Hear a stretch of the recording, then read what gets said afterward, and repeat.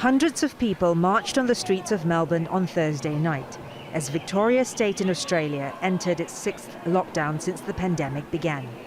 Police arrested more than a dozen people. More than 60% of Australians are in lockdown on Friday, including in 3 of its largest cities, Melbourne, Sydney and Brisbane, as officials try to stamp out an outbreak of the Delta variant. I know that all of us as Victorians are fed up, we're tired, we've all had enough of these lockdowns and the restrictions that we're placing on our day-to-day life. But we know that it works. We've seen with the previous outbreaks that we can get to grips with this very quickly if we continue to work together. In Malaysia, health officials say the Delta variant, which is much more transmissible, is now the dominant strain in the country.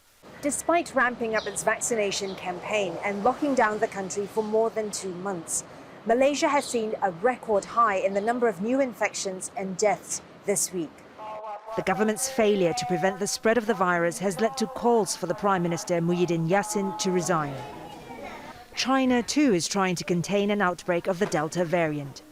On Wednesday, it tightened overseas travel restrictions for its citizens. Local governments have tested entire cities and locked down millions of people this week. As long as all localities strictly implement preventions and control measures, this round of outbreaks can be basically controlled within 2 to 3 incubation periods.